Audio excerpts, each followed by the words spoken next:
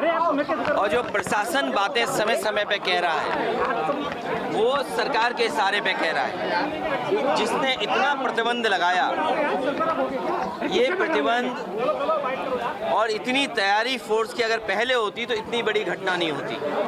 लोगों को न्याय का भरोसा दिलाना इस सरकार की जिम्मेदारी है। न्याय और लोगों को न्याय मिलेगा, इसके लिए प्रशासन और सरकार की जिम्मेदारी बड़ी बनती है। लेकिन जो कुछ संभल में हुआ है, पहले दिन जब सर्वे हुआ किसी को आपत्ति नहीं थी, सभी लोगों ने मिलकर के सर्वे कराया। आखिरकार दोबारा सर्वे क्यों करने का मन बनाया प्रशासन ने, दोबारा बनाया। और जब जा रहा था सर्वे की टीम में तो बीजेपी के कार्यकर्ता क्यों गए? ये पूरा का पूरा प्रशासन और सरकार का कराया हुआ झगड़ा है। अन्याय अगर किसी ने किया तो सरकार और प्रशासन ने मिलकर किया है। उन्हें न्याय मिले, वहाँ के लोगों का न्याय मिले, शांति हो। और शांति बीजेपी कभी पसंद नहीं कर सकती। शांति होगी तो विकास और खुशहाली होगी, लोग खुशहाली और आगे बढ़ने का सोचेंगे। लेकिन बीजेपी जानबूझ करके कह रहे हैं डेलीगेशन नहीं जाने दिया। और कब तक? अंतर्गतवा डेलीगेशन या लोगों को मिलने तो आप देंगे ना? कब तक आप ये भी कोशिश करते हो कि पूरे संभल में टीन लगा दो? याद कीजिए, लखनऊ में टीन लगाई थी, क्या संभल में भी टीन लगा देंगे? हर जगह ये प्रशासन जानबूझ करके ध्यान हटाना चाहता है।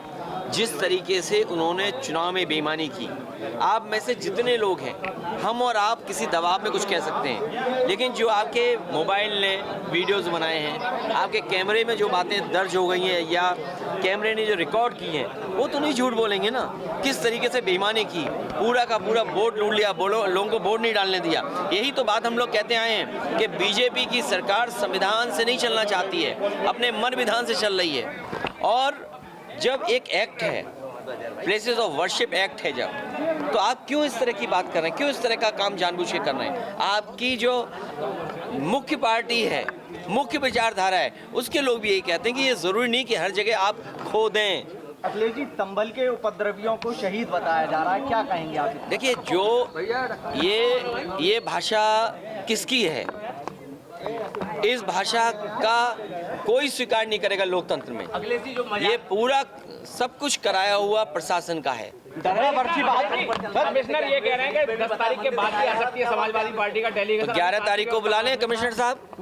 तो इसका मतलब अगर आप कमिश्नर ही सरकार चला रहे हैं, इसका मतलब तो 11 तारीख को बुला लें।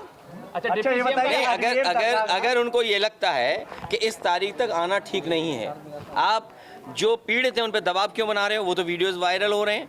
तो सुप्रीम कम से कम इस बात को ऑब्जर्व करेगा कि कैसा दबाव बनाया जा रहा है। अजमेर की दरगाह है, बगल को लेकर याचिका दायर की गई। अजमेर वाली दरगाह को लेकर क्या कहना चाहिए? प्लेसेस ऑफ वर्शिप एक्ट के बाद इस तरह की बात उठाना, भारतीय जनता पार्टी जानबूझ करके इस तरह का माहौल बना रही है। जितने भी लोग हैं, ये सब भारतीय जनता पार्टी के समर्थित लोग हैं। इस देश में शांति होगी तभी विकास होगा, तभी खुशहाली आएगी, तभी लोगों का जीवन बदलेगा। और बीजेपी कभी भी शांति नहीं चाहती। डिप्टी सीएम केशव प्रसाद मौर्य ने कहा है कि समाजवादी पार्टी दंगा कराना चाहती है और खींच बटा रही है हार का तो उपचुनाव की। समाजवादी पार्टी आवाज उठा रही है उनके खिलाफ जो उत्तर प्रदेश को संविधान से नहीं चलने देना चाहते हैं, कानून से नहीं चलने देना चाहते। किसने नहीं देखा कि बूथ लूटा गया? कोई सियासत नहीं है किसी स्टेटस को लेकर के। ये जो लोग सियासत करना चाहते हैं वो शिक्षा के क्षेत्र में कोई काम नहीं करना चाहते।